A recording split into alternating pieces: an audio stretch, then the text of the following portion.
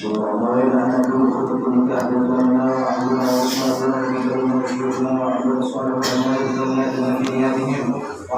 بأعماله وأخلاقنا بأخلاقه ونستر الأخلاق والقرآن والزكية بهذا المجال الشريف وإن هذا العبد المبارك والملك له الفاتحة. أعوذ بالله من الشيطان الرجيم. بسم الله الرحمن الرحيم. الحمد لله الرحمن الرحيم مالك يوم الدين.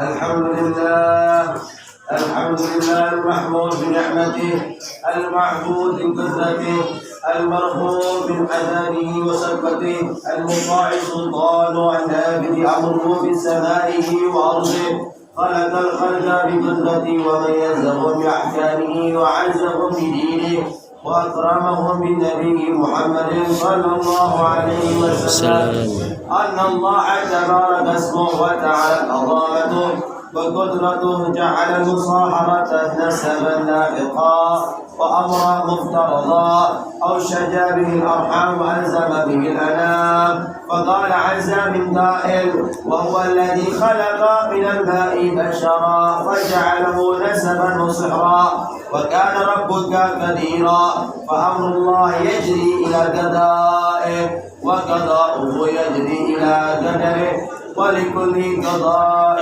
قدر ولكل قدر أجل ولكل أجل كتاب يمحو الله ما يشاء ويثبت فإنه أم الكتاب.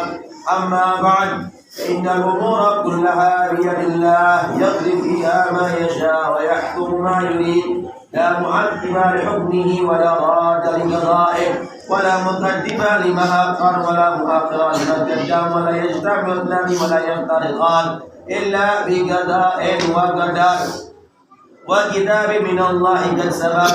ثم إن الله الحمد لله نحمده ونستعينه ونعوذ بالله من شرور أنفسنا وسيئات أعمالنا من يهد الله فلا مضل له ومن يضلل فلا هادي له وأشهد أن لا إله إلا الله وحده لا شريك له وأشهد أن سيدنا محمدا عبده ورسوله أرسله بالهدى ودين الحق ليظهره على دين كله ولو كره المشركون.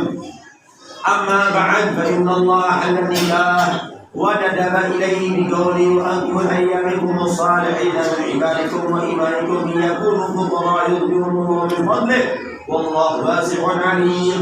وحرم السفاح وأوعد عليه بقوله تعالى ولا تقربوا الزنا إنه كان فاحشة وساء سبيلا. وقال تعالى آمرا بالتقوى يا أيها الذين آمنوا اتقوا الله حق تقاته ولا تموتن إلا وأنتم مسلمون. والذي جل جلاله يا أيها الناس اتقوا ربكم الذي خلقكم من نفس واحدة وخلق منها زوجها وبث منهما رجالا كثيرا ونساء واتقوا الله الذي تساءلون به والأرحام إنه كان عليكم رقيبا. وقال جل شأنه يا أيها الذين آمنوا اتقوا الله وقولوا قولا سديدا يصلح لكم أعمالكم ويغفر لكم ذنوبكم ومن يطع الله ورسوله فقد فاز فوزا عظيما. وقال النبي صلى الله عليه وسلم تزوجوا تنكحوا تكفروا فإني مباحث بكم الأمم يوم القيامة. وقال النبي صلى الله عليه وسلم أمر الله إني لأحشاكم لله وأتقاكم له لكني أصلي وأصوم وأفطر وأرقد وأتزوج النساء ومن رغب عن سنتي فليس مني. النكاح سنة الأنبياء وشعار الأولياء. Hadirin sidang pernikahan yang dirahmati Allah. Alhamdulillah di pagi yang cerah ini Allah berikan kita semua keberkahan dunia dan akhirat. Allah berikan kenikmatan yang luar biasa yang mana di dalam hari ini kita akan melaksanakan akad nikah yang mana akad nikah adalah perkara yang sakral dalam agama Islam. Maka hadirin hadirat dirahmati Allah, pernikahan adalah suatu perintah dari Allah Subhanahu wa taala yang mana Gusti Allah tersebut dalam Al-Qur'an fankihu ma qala lakum minan nisa. Nikahkan perempuan yang kalian cintai. Bahkan Nabi besar Muhammad bersabda, ya ma'asyara syabab, para pemuda, Man istata'a minkumul ba'ah falyatazawwaj. Lamun di antara aran jeung sadaya dan mampu menikah dalam segi finansial, dalam segi umur, maka gerakeun nikah. Fa innahum aqaddu lil basar wa ahsanu lil faraj. Karena sebab nikah mata orang bakal terjaga dari maksiat. Karena sebab nikah harga diri kita akan terjaga dari perzinahan. Hadirin hadirat dirahmati Allah. Pernikahan yang akan menimbulkan pernikahan yang sakinah mawaddah warahmah ada beberapa syarat.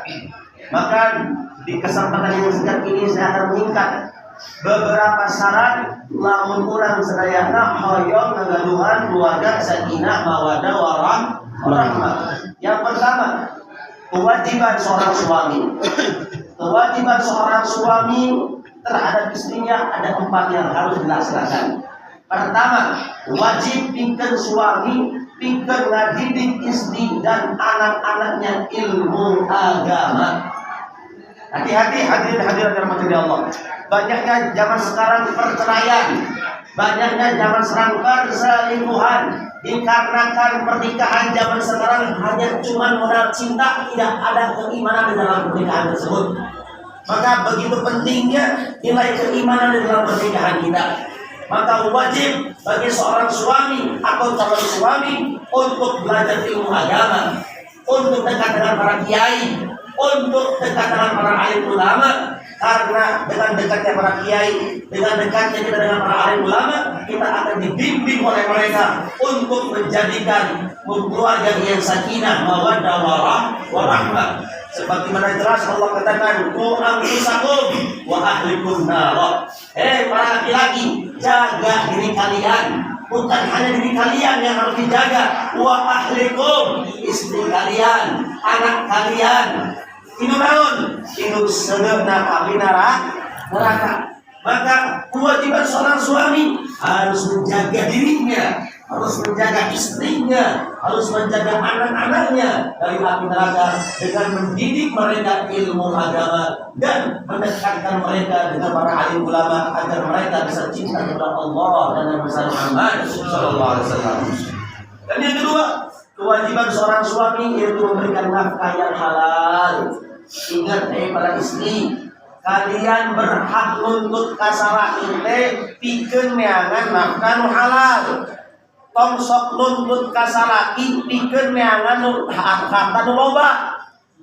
Banyak zaman istri sekarang nuntut kasaraki pikeun neangan nafkah nu loba, lain nuntut kasaraki pikeun neangan nafkah nu halal. Padahal syariat Islam hanya memerintahkan kepada seorang istri untuk menuntut kepada salaki pikeun neangan nafkah yang halal. Mengapa demikian? Karena nafkah yang halal akan menimbulkan keluarga sakinah mawaddah warahmah. Nafkah yang halal akan menimbulkan ketentraman di dalam rumah tangga.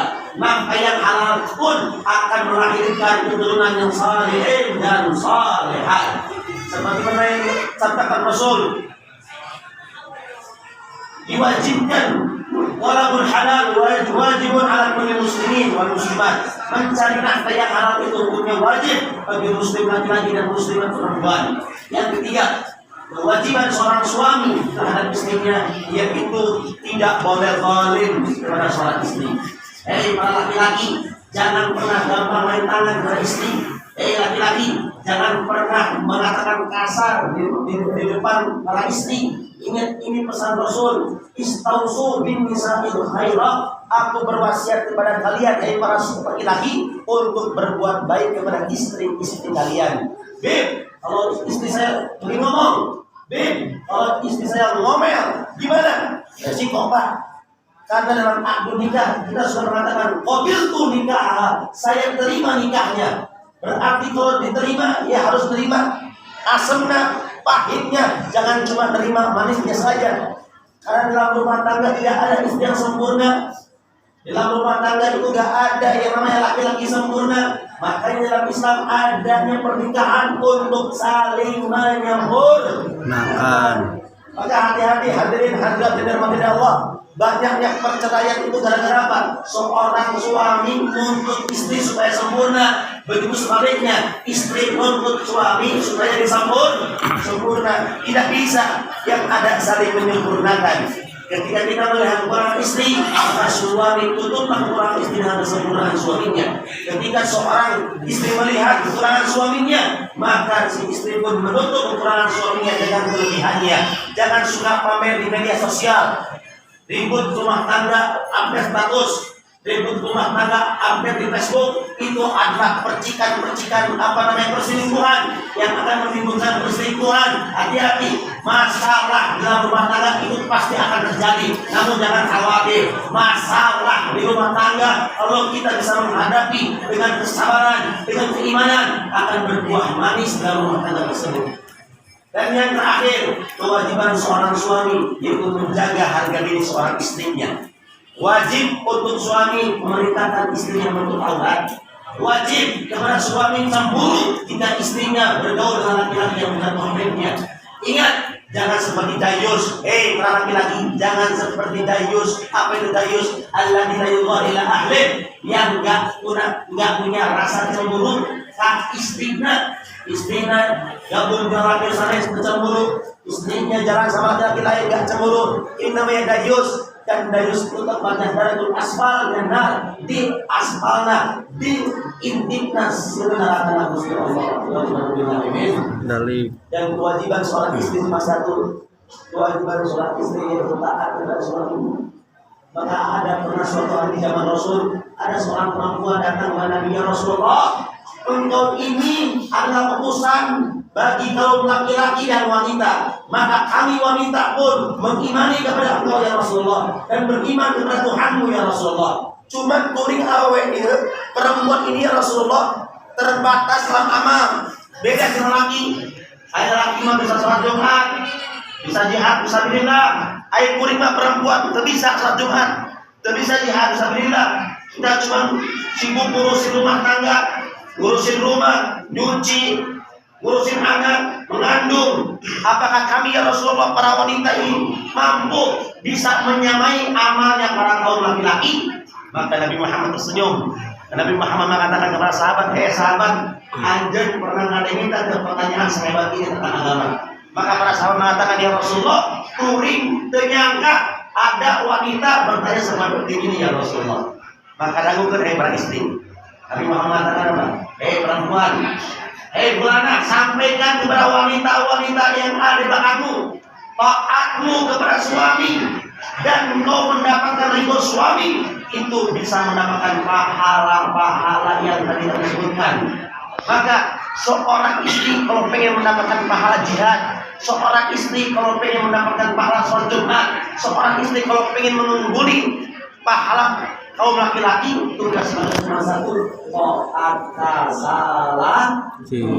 Wallahu a'lam. Mudah-mudahan rumah tangga yang akan dibimbing ini mudah-mudahan menjadi rumah tangga yang sakinah mawaddah warahmah.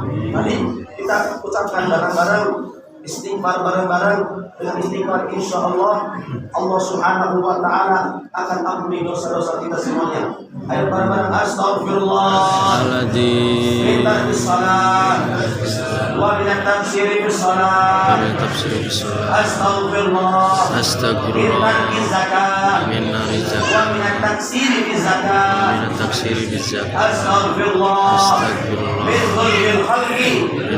Astagfirullahaladzim. Wa atubu ilaih. Bareng-bareng tubna ilallah. Tubna ilallah. Min jami'il ma'asi wa dhunub kabiriha wa saghiriha. Bareng-bareng asyhadu an la ilaha illallah wa asyhadu anna Muhammadar Rasulullah. Amanna bisyari'ah wa saddaqna bisyari'ah wa tabarra'na min